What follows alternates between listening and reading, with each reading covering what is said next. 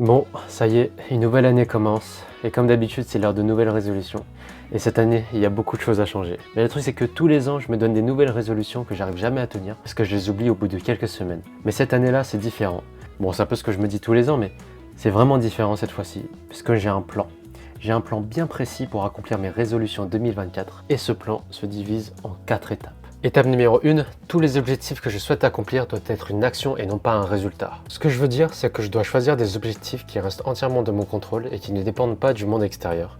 Et si on y réfléchit 2 secondes, la seule chose que je contrôle, ce sont mes actions et non pas les résultats qui en découlent. Par exemple, j'aimerais monétiser cette chaîne YouTube, donc d'après les conditions de la plateforme, il faudrait avoir 1000 abonnés et 4000 heures de vues accumulées sur un an. Mais tous ces chiffres et ces résultats, je ne peux pas les contrôler. Je ne peux pas savoir si mes vidéos vont faire des vues, si l'un de vous va vous abonner ou combien de temps vous allez regarder la vidéo. Donc monétiser la chaîne, avoir 1000 abonnés et 4000 heures de vues, c'est pas vraiment un bon objectif. Par contre, pour avoir le plus de chances de monétiser cette chaîne, je dois faire un maximum de vidéos et des vidéos de bonne qualité.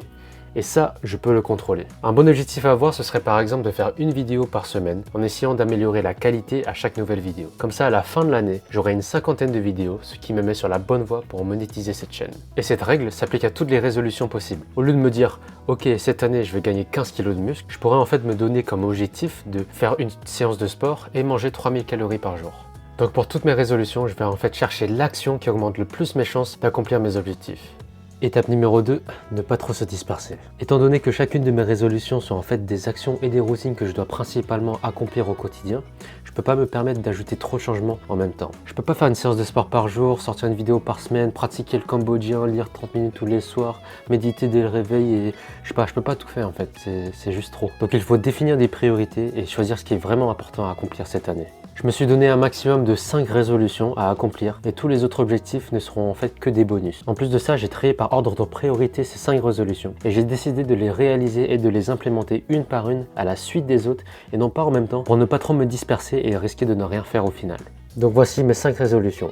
Travailler 2 heures minimum sur mes vidéos par jour, faire une séance de sport par jour, lire 30 minutes tous les soirs, manger 3000 calories par jour et arrêter de consommer de la pornographie.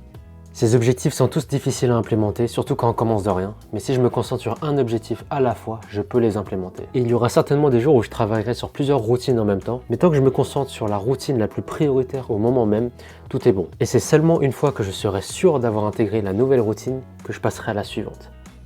Étape numéro 3, avoir le plan le plus détaillé pour chaque résolution. Un des plus gros problèmes que j'avais chaque année est que je ne savais pas du tout comment réaliser concrètement ces objectifs. Et à cause de ça, je travaillais sur mes vidéos par-ci par-là, je faisais une séance de sport quand j'avais envie ou je lisais quand j'y pensais, mais je n'avais pas du tout de plan spécifique pour tout accomplir et tenir sur le long terme. Donc ce que j'ai compris, c'est qu'il faut détailler un maximum la manière dont je vais accomplir chaque résolution. C'est-à-dire élaborer quand je vais travailler dessus, comment je compte m'y prendre, avec quoi et quel équipement, avec qui, où, si c'est loin, comment je compte y aller, etc., etc. Le but, c'est d'avoir le plus de clarté possible sur la manière d'atteindre l'objectif, car l'ennemi numéro 1 de l'action, c'est le doute. Je sais que quand je suis pas sûr de ce que je fais, j'ai tendance à rien faire et à procrastiner. Donc si j'ai un plan bien précis et que la seule chose que je dois faire, c'est de le suivre, je mets toutes mes chances de côté pour réaliser la résolution.